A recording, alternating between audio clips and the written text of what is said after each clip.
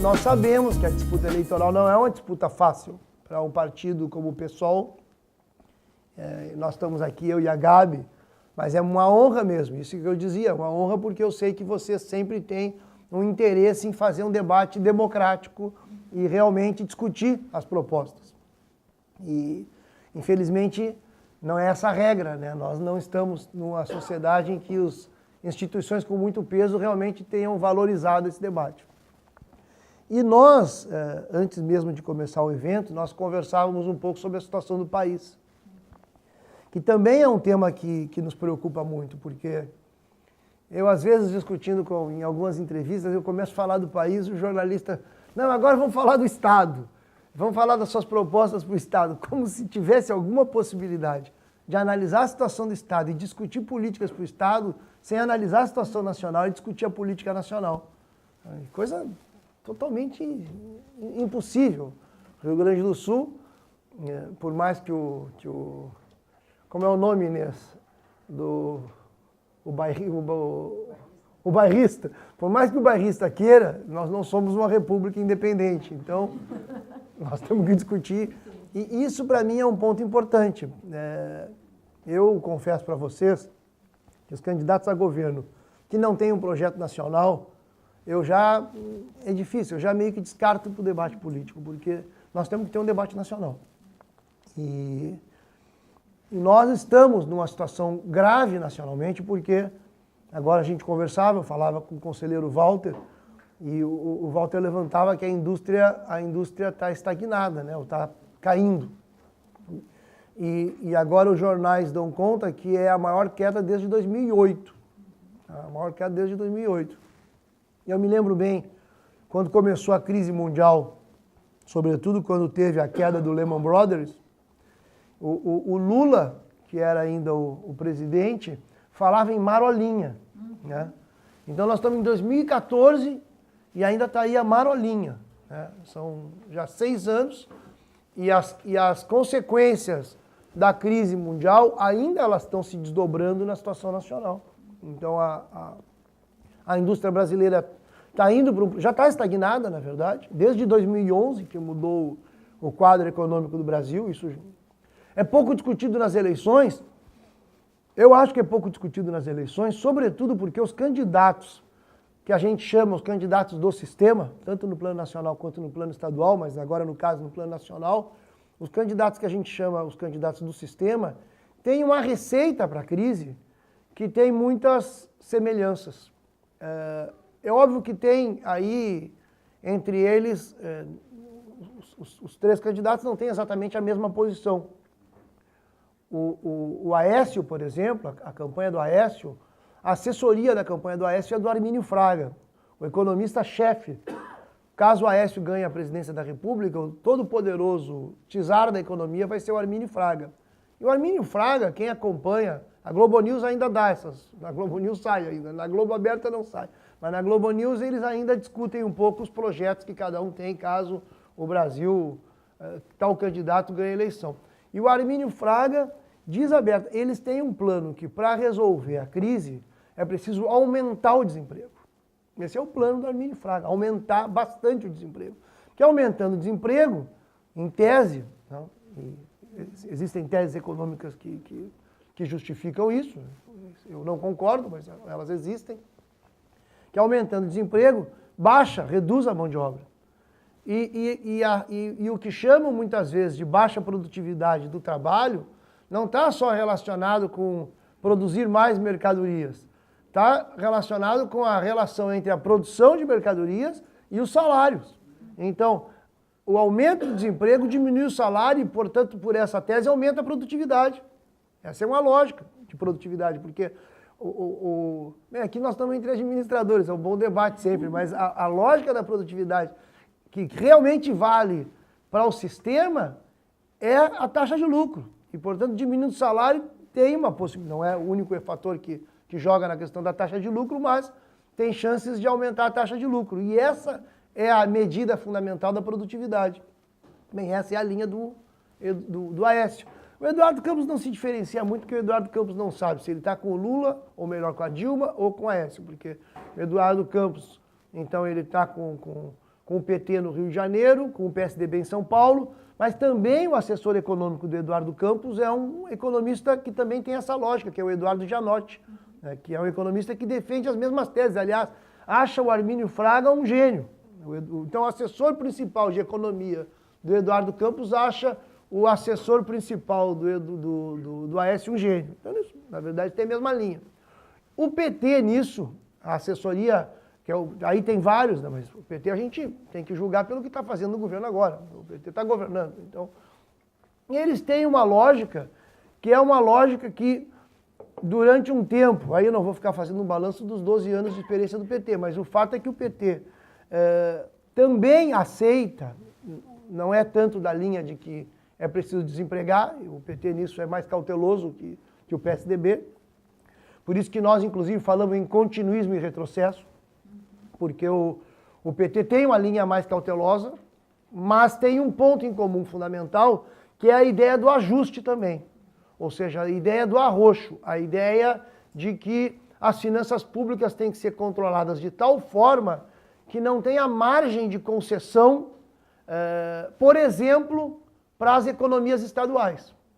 E por isso que tem tanta importância as relações entre o país e os estados, porque o governo atual, eu já falei dos dois se ganhasse Eduardo Campos e Aécio, a linha deles, além de tudo, além da continuidade, além de manter o que está, a mudança maior do Aécio, além de fazer aeroporto, né? Mas aí já eu não vou entrar na cotovelada, não é um problema só que já é o fim da picada, né?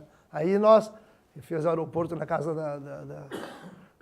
o dono da chave do aeroporto lá era da família dele, aeroporto público cuja chave ficava na mão do tio, né, do tio avô. Então, mas falando em termos econômicos mesmo, em termos de pensamento estruturante de uma política, o Aécio e o Eduardo Campos têm essa linha. O PT tem a linha que está governando, e a linha que está governando é uma linha de ajuste, e que promete mais ajuste.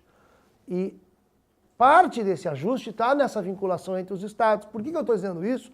Para poder entrar no Rio Grande do Sul e mostrar que a linha do governo federal é uma linha que não dá moleza, para usar uma expressão popular, para os estados. Portanto, não dá moleza para o Rio Grande do Sul. E aqui nós estamos falando da dívida pública do estado, que agora já é meio que... É incrível, ainda bem, mas ao mesmo tempo é um ainda bem que igual nos preocupa, porque ainda bem que é um tema tipo... todos têm acordo que é um problemão. Então, agora nos debates, dívida pública, todo mundo fala da dívida pública. Todo mundo coloca como um problema gravíssimo. Isso é bom porque, pelo menos...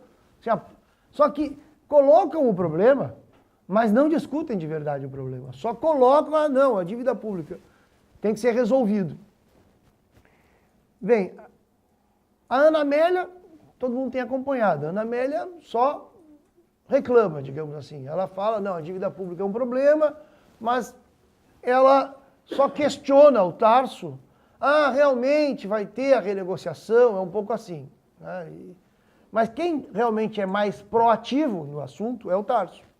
Porque o Tarso é proativo, porque o Tarso aponta uma ideia que supostamente amenizaria a questão. Porque ele faz um discurso que supostamente... Mas não, o problema é aí que nós temos que entrar. Qual é a saída que o Tarso tem dado para a questão? O Tarso tem dito que existe uma renegociação em curso, já em estágio, aí de vez em quando ele já dá como resolvida, né? Aí os jornalistas apertam um pouco, não, mas não foi votado ainda, mas se deixa, ele já mais ou menos diz que já está resolvida a questão, quando nós sabemos que não está resolvida a questão, porque o acordo da dívida que o Tarso negociou, ele vai ser votado em novembro só. E por que tem tanta importância que eu dizia antes? Porque o acordo da dívida, que vai ser votado em novembro, ele aparece, a aparência desse acordo é de que vai dar uma certa folga para o Estado. E a linha do governo federal, do Banco Central, do Ministério da Fazenda e da Presidente é não dar folga para os estados. E justamente é isso a linha política que está em curso. E agora o presidente do Banco Central, inclusive, saiu nos jornais de hoje respondendo a Ana Amélia, justamente falou que o acordo em vigor estava muito bem. O presidente do Banco Central nomeado pela Dilma. Quando o Tarso, e nós tivemos poucas ainda oportunidades de debater mais profundamente isso na eleição, mas quando o Tarso diz que em novembro será votado, quando ele aceita, quando ele não pode passar batido que ainda não foi votado, a pergunta que fica é por que não foi votado antes, quando estava tudo acordado? E não foi votado antes justamente em função dessas tendências de crise da economia e desse comprometimento do governo federal com o ajuste, que inclui o ajuste em relação aos estados. Então, se fosse votado isso antes, para o mercado apareceria como uma frouxidão da lei de responsabilidade fiscal, frouxidão no controle das contas públicas, e por isso que não foi votado. Porque justamente quando estava para ser votado no início do ano, nós tivemos um outro pico da ideia de que a situação econômica estava piorando. Então o governo federal recuou do acordo e disse, não, nós não vamos votar nada. O Tarso disse, não, se não tiver renegociação, eu não sou nem candidato, mas ele viu que isso ia ser inviabilizado, conseguiu um acordo às pressas para ser candidato com a promessa de votar em novembro. Aí, tem que ser muito ingênuo para achar que vão votar em novembro. Por isso que o pessoal tem uma proposta sobre a dívida, que é a auditoria da dívida, a suspensão do pagamento da dívida. É uma proposta drástica que o pessoal tem. O pessoal tem uma proposta drástica. Não é uma proposta, alegre. Não, é uma proposta problema.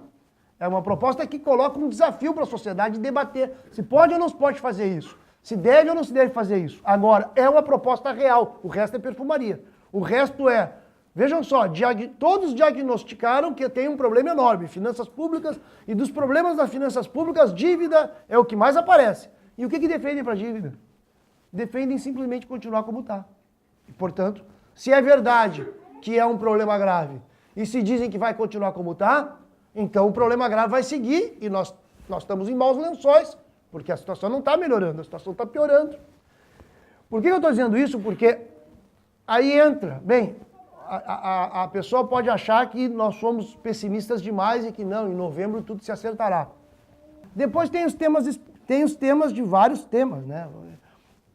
Educação tem a ver com dinheiro, tem a ver com qualidade de ensino. Nós estamos num estado que, quando eu escuto o Tarso dizer que o estado do Rio Grande do Sul está avançando, eu realmente, eu custo para acreditar no que ele está dizendo, porque ele conhece muito bem o estado. O Rio Grande do Sul tem quase 700 mil analfabetos. Estamos com o estado avançando horrores, 700 mil analfabetos. E isso não se resolveu. Um estado avançando horrores. Nós temos uma universidade estadual que tem menos orçamento, menos recursos que a Universidade de Santa Catarina, que as 10 universidades estaduais do Pará, que a Universidade Estadual da Bahia, que a Universidade Estadual do Pará. Eu não vou falar de São Paulo, porque São Paulo dá vergonha. Eu não vou falar da USP, da Unicamp e da Unesp, que são universidades estaduais de São Paulo. O Rio Grande do Sul tem a UERGS, que os professores, os funcionários e os alunos são heróis defendendo a UERGS. Mas não pode ser que a Universidade Estadual do Rio Grande do Sul tenha que ser sustentada, tenha que ser carregada nas costas pelos professores, pelos funcionários e pelos alunos. O Estado tem que ter uma universidade estadual e tem que investir. E são coisas incríveis. Aí tem uma outra coisa inacreditável que o Tarso tem dito, que atacar o problema dos cargos de confiança não muda nada. Sim, não muda nada. O Tarso não paga o piso dos professores e reajusta salários de cargos de confiança. E quer que um professor que ganha uma média de R$2.000 vá para a sala de aula motivado para educar. Quando ele vê os cargos de confiança ganhando muito mais do que ele, quando vê o Tarso aumentando o número de cargos de confiança, então, no mínimo tem um valor simbólico cortar cargos de confiança. No mínimo tem um valor moral, dizer, não, olha, os professores não podem ganhar mais, então nós vamos ter uma equipe de comando do Estado que também vai enxugar, que também vai sacrificar um pouco para nós mostrar que nós somos líderes públicos que vamos mais ou menos trabalhar de acordo com a vida como ela é, como as pessoas estão trabalhando, se sacrificando, mas não. Os cargos de confiança, muito bem, obrigado. Na área da segurança, também tem debates que devem ser feitos. Eu acho que a sociedade precisa debater, mas eu sei que o tempo também está esgotando. Eu não queria deixar de falar sobre pelo menos 3 assuntos. A educação, que tem a ver com o piso, tem a ver com a valorização do magistério, que envolve o tema das finanças públicas, é óbvio. Tem a ver com o problema do combate ao analfabetismo e da valorização da UERGS. No tema da segurança e da saúde, que são os 2 temas que eu quero fechar para não dizer que eu só falei de dívida, e aí o pessoal... Mas o tema da segurança, é óbvio, tem uma crise grave, todo mundo está vendo, aumento de homicídio, latrocínio, isso aí é uma... Mas nós temos também que... Todo mundo fala, tem que construir presídios. Bem, é óbvio, tem que construir presídios. O presídio central aí é a masmorra do vergonha do Estado, até a ONU critica. Tem que aumentar o efetivo da Polícia Militar, também reduzir o efetivo da Polícia Militar. Tudo isso é certo e necessário. Tem que aumentar o salário dos policiais militares, porque quer uma polícia valorizada sem salário, tem que melhorar o treinamento. Então, são tudo medidas que são necessárias, envolvem recursos públicos, envolvem uma mudança estrutural no Estado. Tudo isso é necessário. Agora, tem 2 temas que não envolvem necessariamente recursos. Os recursos, sem recursos, não tem jeito, não vai melhorar a segurança. Mas o que eu quero mostrar com 2 temas que não envolvem simplesmente recursos, é mostrar como a opção por não fazer determinadas políticas e por fazer outras. Então, no caso da segurança, nós temos, primeiro no que diz respeito ao tipo de polícia que nós vamos formar. A carreira da polícia, isso vale para a Polícia Civil, embora eu conheça menos a Polícia Civil do que a Polícia Militar. Mas para a Polícia Militar, o sujeito para entrar na Polícia Militar entra como soldado. E ele vai até tenente.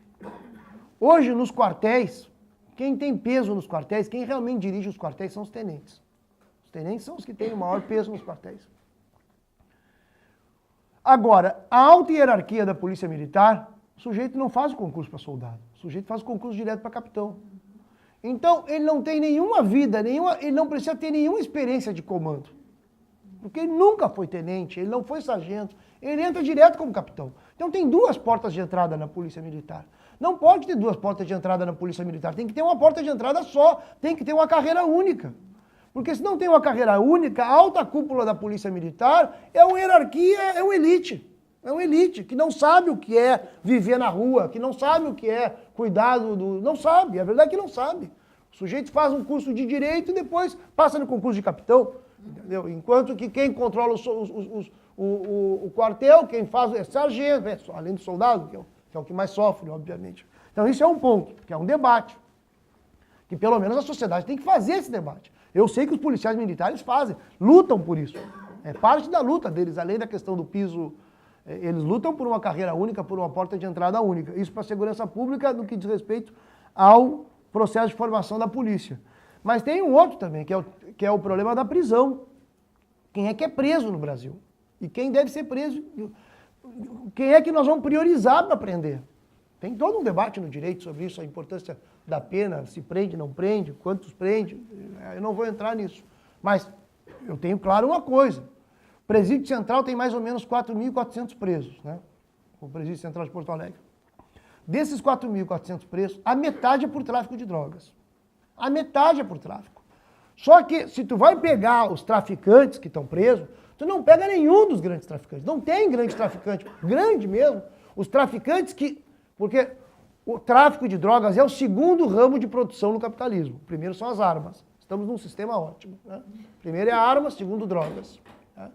O tráfico de drogas é um ramo de produção. Então, nesse ramo de produção, os grandes magnatas, os grandes capitalistas não estão na favela. Não estão no Rubem Berta. Não estão no Rubem Berta. Não estão na Restinga. Estão em outros lugares. Eu não sei onde estão. A polícia sabe. A polícia sabe. Isso vocês podem ter certeza. A polícia sabe. Nós temos que ter polícia que vai aprender, que vai atrás e vai investigar até o final, coisa que não ocorre. Homicídios, latrocínios. Ou seja, o centro da segurança pública tem que ser no crime contra a vida. Se nós tivermos o centro da polícia, eu acho isso, pelo menos, esse é o convencimento que nós temos. E que isso aí pode não agradar muita gente que acha que todo mundo tem que ser preso e vamos embora e prendemos todo mundo. Bem, então tratem de arranjar dinheiro para fazer um presídio por cidade, daqui a pouco um presídio por bairro. Tratem de arranjar muito dinheiro, porque vai ter que ter muito presídio. Muito presídio. Muito presídio. E muita polícia também. Uma polícia por quadra, tem que ser um esquema assim. Mas tudo bem, essa irracionalidade tem. Mas não é a nossa. Nós estamos numa luta contra essa irracionalidade. Não queremos voto de irracional nesse caso. Tem gente que fica desesperada, eu entendo que fica desesperada. Mas nós temos que lutar para que tenha uma solução coletiva para os problemas. Senão, o melhor é cada um ficar já vendo com quem vai duelar. Vamos para um bang-bang, que sei eu. Então, segurança. E da saúde, para fechar, não vou me estender, não sou médico e não sou enfermeiro, né? Mas o tema da saúde atinge a todos, né? E também é um tema nacional, porque a saúde no Brasil está privatizada, esse é o problema mais grave. O Brasil tem a saúde privatizada. A maior parte dos recursos públicos vão para os hospitais privados filantrópicos. Isso tem que mudar. O recurso público tem que pelo menos, priorizar o público, cumprir a Constituição. O Brasil tem uma Constituição que determina que a saúde é pública, universal. Mas a realidade é o oposto da Constituição. A saúde é privada e o complementar é público. Em geral, o dinheiro público...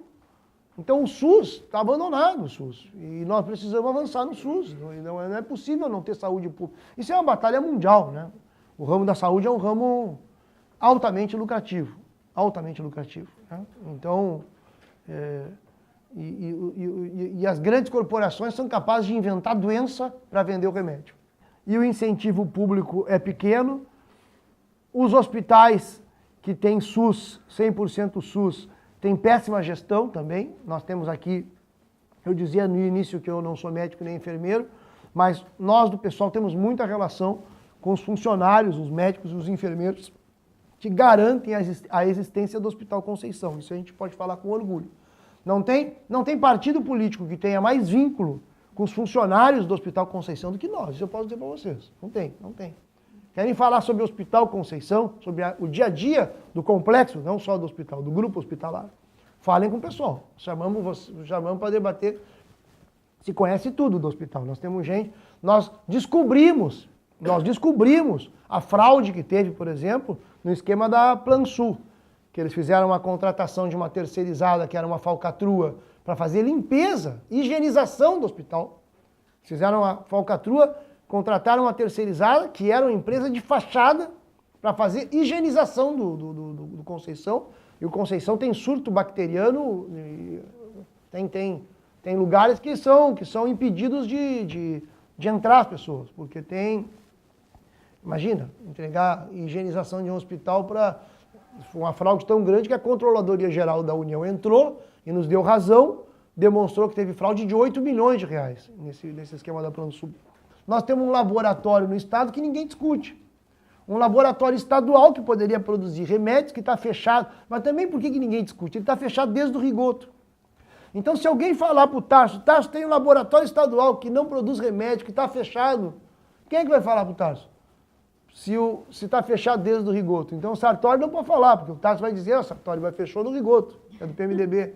E a Ana Amélia, a Ana Amélia que diz que não tem nenhuma relação com o passado, aí é difícil, né? Não tem nenhuma relação com o passado. Ela não quer discutir o passado também, só quer discutir o presente, o futuro. Quer dizer, ela só quer discutir o que ninguém sabe, né? Porque do futuro ninguém sabe, né?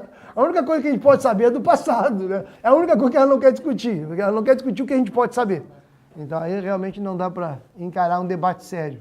Mas já falei demais, agradeço.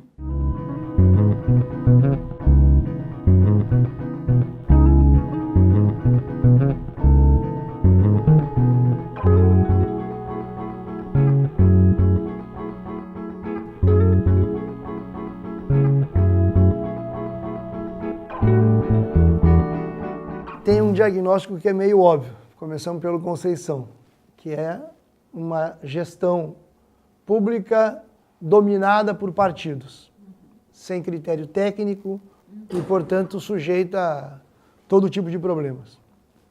Primeiro deles, os interesses dos próprios partidos, né? Essa partidocracia. E isso é uma regra, não é só no Conceição, é uma regra. No governo federal parece que são 20 mil cargos de confiança. E o Walter dava o exemplo da Alemanha, que isso não é assim. Eu acho que é uma situação que tem em muitos lugares, mas o Brasil deve ser um campeão nesse terreno. O Brasil deve ser um dos campeões da distorção. Agora, por que ocorre isso, né? Esse é um debate. E como solucionar essa questão? Eu acho que nós, para discutir esse tema, teríamos que discutir todo o sistema brasileiro. A medida política para resolver, digamos assim, nós estamos propondo, tem que cortar.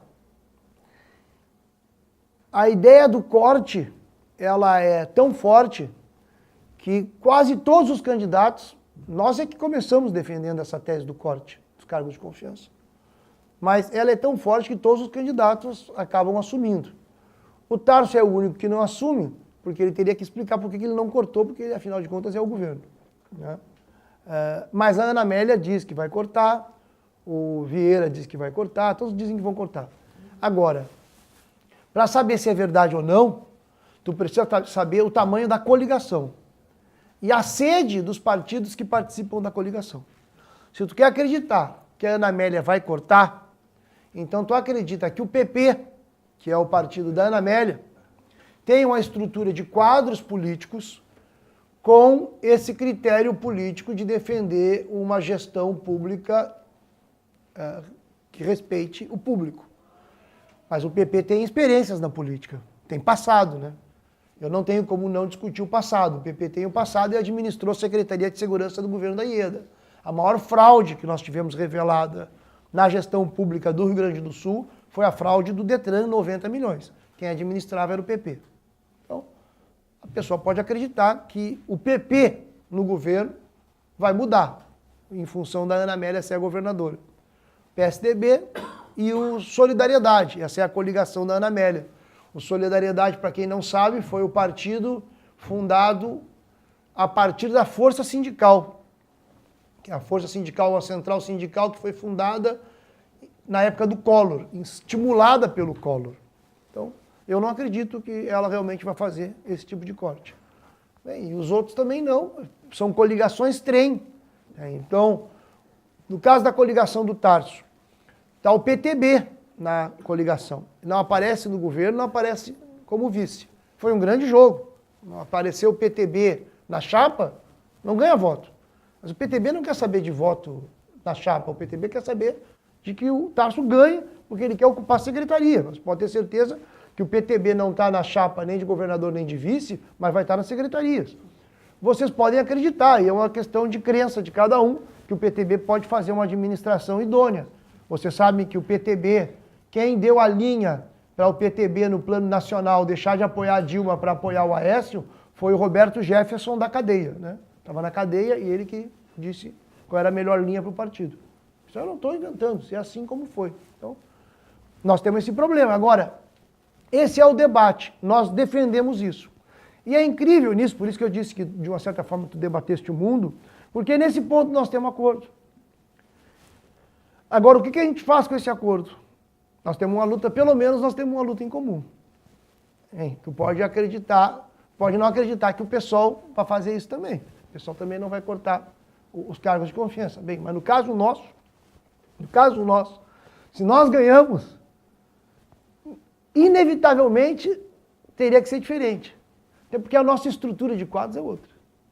Então, nisso seria, no mínimo, a vantagem de ser pequeno. Porque nós não temos coligações monstras. Mas daí dizem, e muita gente diz, inclusive gente do povo, não, mas se não tem coligação não ganha. Mas então não tem solução. Então não tem solução. Se eu, para ganhar, preciso me aliar com o PP, com o PTB, então não tem solução. Então a sociedade tem que se dar conta de que justamente tem que votar num partido que não tem essas coligações. Essa é a briga do pessoal, por isso que nós combatemos as alianças, sem programa. Nós combatemos as alianças, bem, mas são estruturas de poder, são contra essas estruturas de poder que nós nos batemos. Então isso é um ponto. Bem, mas a reforma política, aí que entra, aí entra as razões pelas quais nós estamos assim. Aí nós temos um debate ideológico.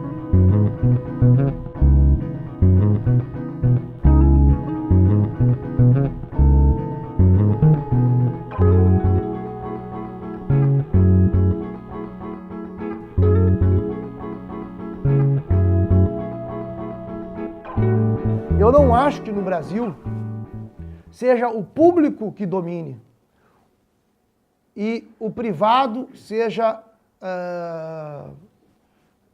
prejudicado.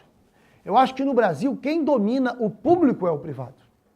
Quem domina o Estado brasileiro, quem domina a gestão pública é uma lógica de grandes monopólios, de grandes corporações, privadas, não públicas.